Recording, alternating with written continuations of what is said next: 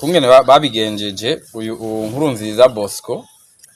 Uyu Nkurunziza Bosco niwe yabikoze mu nyuma za gufashanya n'uyu ndiho ku bwayo Tite. Mutiro yabikoze gute uyu muri no misi kandi hariho abantu bagize iminsi bibwa mu buryo twari tumaze kuvuga ngaha inshuro nyinshi tuburira abantu. Aba bantu mu kwibwa basabwa bababwira abasuma babwira yuko bagomba kubaronderera impapuro zo kwinjira mu bihugu vyo hanze zimwe bita visa. Ubu rero ibigize iminsi bihari barabasaba kandi bakabasaba amahera menshi, 2,000 vy'amadolari y'abanyamerika, 2,500 bitatu gushika kuri 4,500. Bakababwira yuko izi visa baza kuzibahera mu gihugu kimwe mu bihugu vyo muri kano karere, cyane cyane mu Buganda.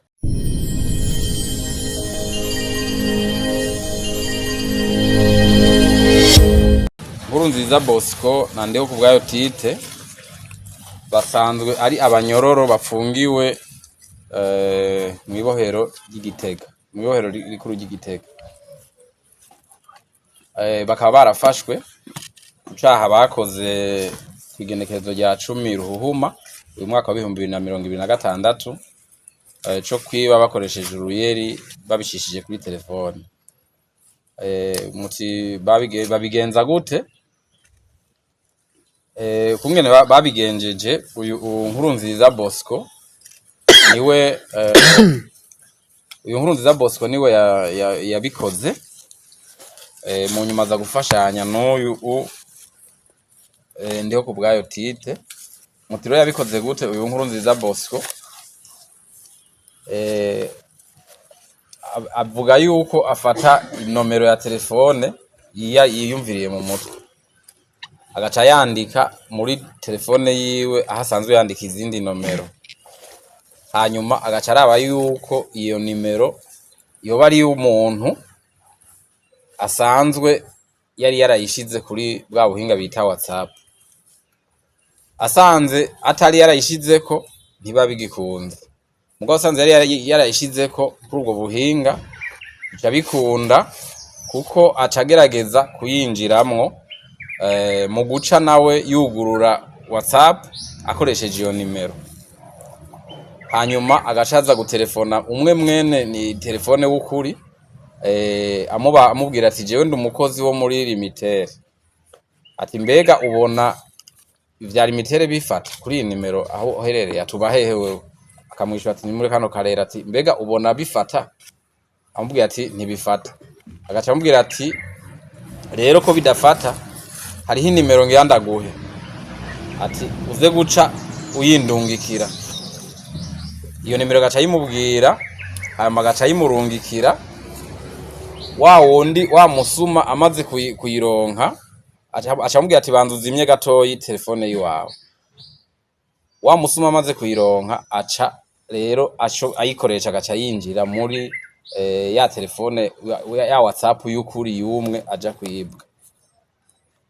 Hanyuma rero aca atangura kuyikoresha atelefona abagenzi canke yandikira ubutumwa abagenzi bumwe mwene telefone w'ukuri ababwira ko ari we abasaba amafaranga. Ibiro bari babigize, yaciye atangura gusaba amafaranga muramu wa nyene telefone w'ukuri, kuko nyene telefone w'ukuri yari uwitwa Niyonkeza Jean Reno. Acatangura rero gusaba amafaranga muramu we uyu mwene telefone vy'ukuri. Yaramurungikiye rero bwa mbere 100 kuri Rimikash, ubwa kabiri amurungikira 200 kuri Rimikash, ubwa gatatu aca amusaba 500.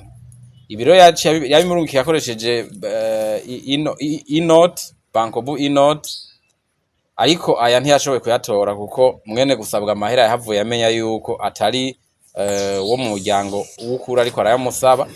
Aca rero aritura inzego, baca barakora amatohoza rero abona gufata abantu babiri, kubera kuko amafaranga amwe ayo yari yayarungikiye kuri iyi Bankobu Inoti yari iy'uwundi bakoranye yitwa Ndiho kubwayo Tite, bakoranye ico caha nawe nyene urumva n'umunyororo bari kumwe hariya. Ibi rero birahanwa,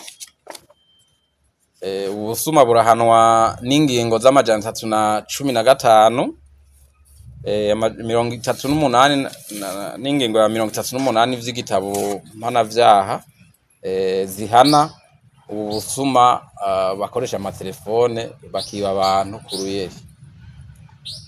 Aha rero nibaza yuko abantu benshi baramaze kumva ubutumwa nk'ubwo bw'abantu babatelefona bababwira yuko ari abakozi bo muri limitere, bababaza ivya telefone zabo kuntu zifashe, mu nyuma agashaka barungikira inimero bakababwira bati cumbwira iyo nimero ndaguhaye muzoce menya ko rero mugira mwibwe.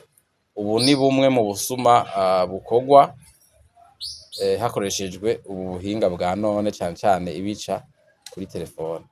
Aba rero dosiye yabo urumva bari basanzwe bapfunzwe kandi bari bafungiwe ivyaha bikomeye, kuko uyu wa mbere Nkurunziza Bosco yafashwe mu 2015 yagirizwa kuja mu mihari yitwaje inkoho no kubitunga ibigwanisho, yaciriwe imyaka 30, urumva ntiyari bwayiheze. Uwagira kabiri nawe yagirijwe kwica umuntu, nawe yaciriwe imyaka 20, urumva bari basanzwe bafunze. Ni ukuvuga ko bahaca biyongera ko rero ibihano bindi bishasha bijanye n'ibi vyaha vyo kwiba bakoresheje uruyeri.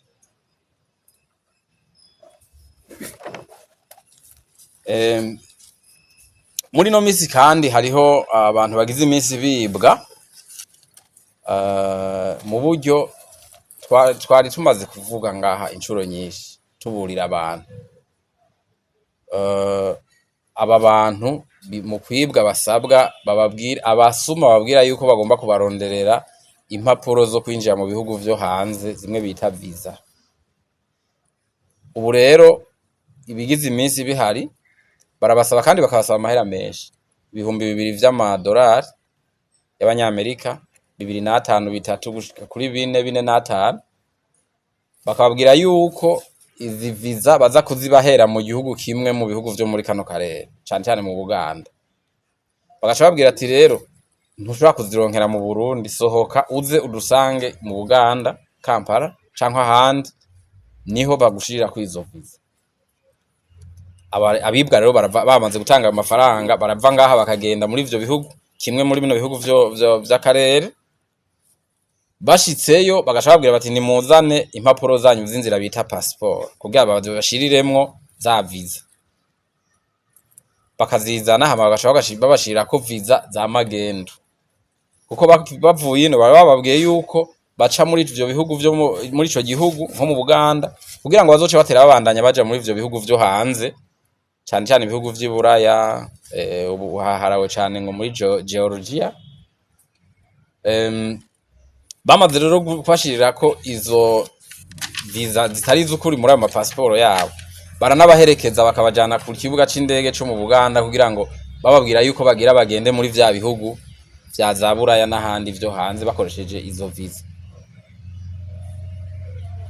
Hageze rero aho binjira, aho basuzumira impapuro bafise, baba babasezeye bo bataje ko abazi neza ko baza guca bafata. Basuzumire baca basanga bafise iviza za magendo, bagaca babafata. Babafashe bamwe bumva bari babahererekeje, babereka bati mwebwe ni mubandanye ngaha, baca biruka ko babazi neza ko nabaca bafata. Yego hariho abakurikiranwa bagatinda bagafatwa no muri abo bantu, mugurumva abo bantu baca bafatwa ko bariko bakoresha impapuro za magendo, amaviza atari. Ivyo rero biraharawe biribonekeza muri no misi. Aha dushaka kubwira gusubira kuburira abantu ko ibisi rya mbere tubivuze. Impapuro impapuro bita visa ziha uburenganzira abarundi kuja mu bindi bihugu vyo hanze cyane cyane za Burayi. Nta na rimwe ushobora guha amafaranga wundi muntu ngo ayikuzanire visa, ntibibaho. Kuko visa mubwira bayitange hariho amakanda bagufata, hari ahantu ushira intoki bagufata amakanda, ifoto bakagufata ifoto bonyene bifati tari warungikiye.